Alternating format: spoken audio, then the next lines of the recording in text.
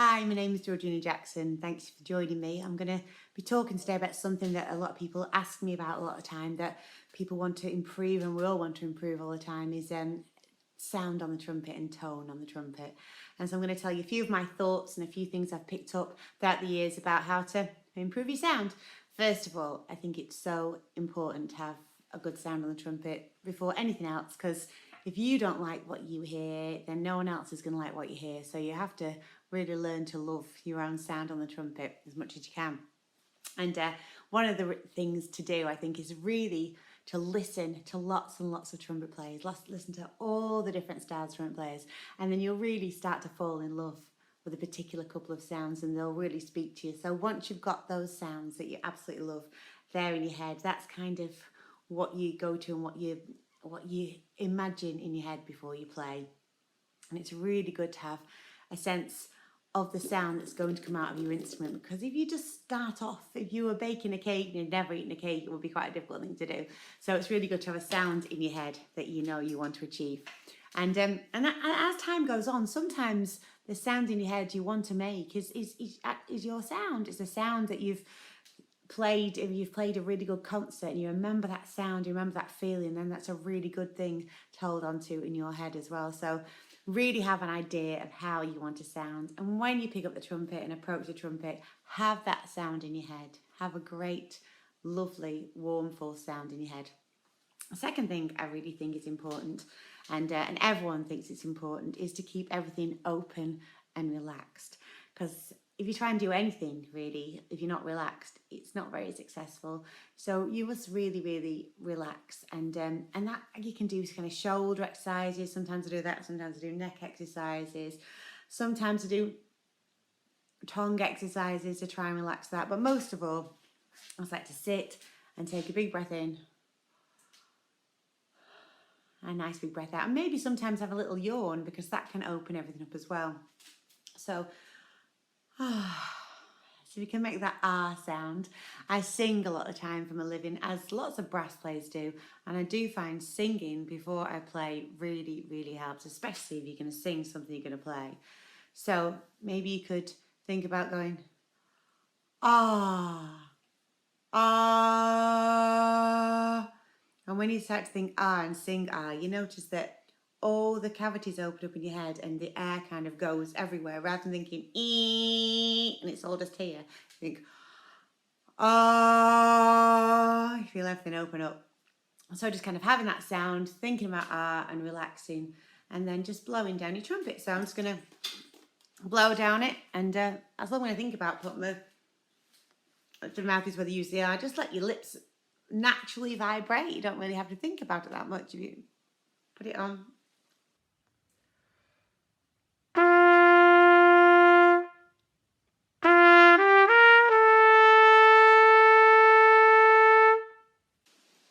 I was just thinking open and ah.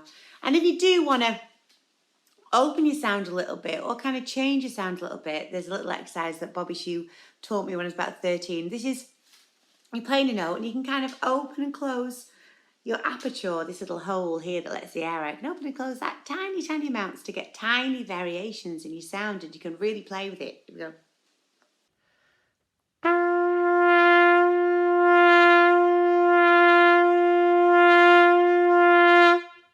And then just letting some more air out by tiny little movements.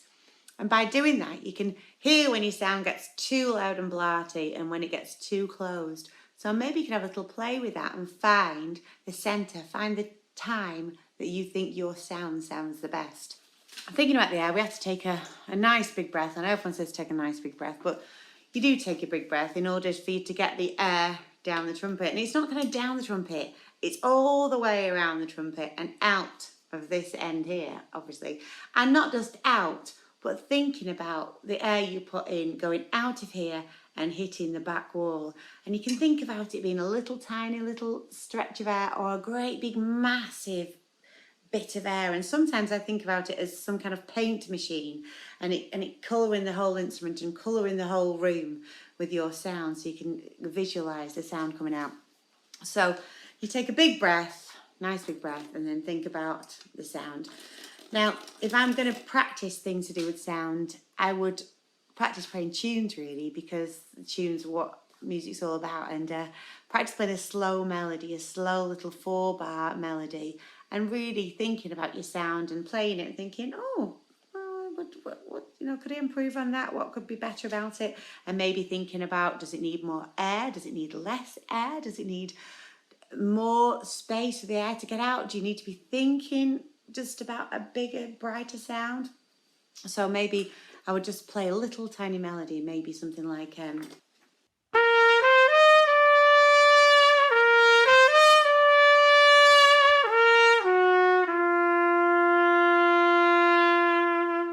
so I might play 4 bars like that, and then think about the sound I was making, think about if you enjoyed making it, if you enjoyed listening to it, and think about how it felt, and maybe try it, maybe some different dynamics.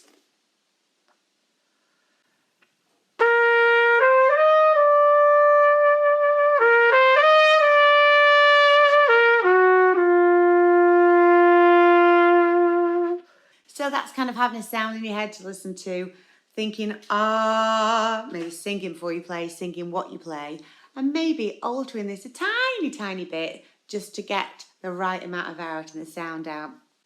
I think that when you are thinking about your sound, I think it's really useful to practice long tunes and melodies, because that's the time we really get to listen to our sound. So maybe choose a little tiny nursery rhyme or a scale or anything like that, and just play it yourself, and maybe tape it and listen back and think, oh, well, I like that about my sound. Maybe I could make that a bit better, and really spend that time analysing your sound, but always be kind to yourself. And the most important thing is to make pretty music that you want to hear, and it kind of happens naturally if you've got a good approach in your head. Thanks for joining me. I'll be back again with something else, and I hope you keep enjoying playing your trumpet. Thanks very much. Bye-bye.